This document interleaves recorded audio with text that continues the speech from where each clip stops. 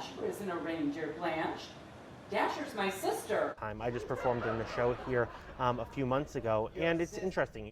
Eric Vaughn Johnson does it all at the OFC Creations Theater.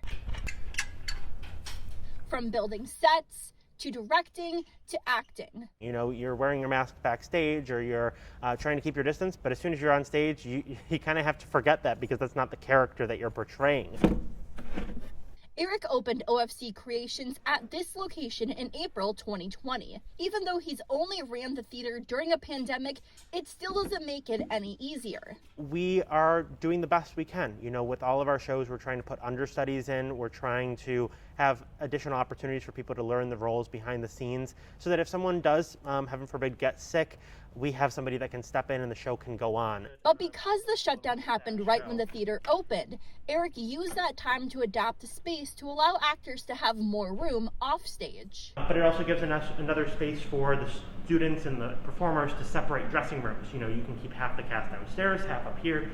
Again, to spread out, to not be on top of each other. Across town, larger theaters are going through some of the same steps to keep their actors and audiences safe. We're testing folks twice a week.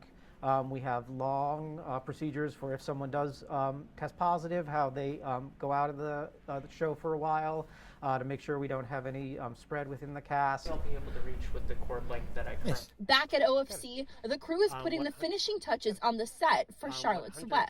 He's putting the words of the web onto the web. It's a show with many young actors that Eric says brings another set of challenges. It's been tricky, you know, because the schools have, you know, COVID cases, and you don't know what's going to happen day to day. We can only control what they do here. We don't know what's coming into our space. The threat of another shutdown is always in the back of Eric's mind, but he's hopeful the curtain won't have to close anytime soon. We know at the end of the day the show must go on, and we'll do everything in our power not to cancel a show. Rachel Nemi, Spectrum News.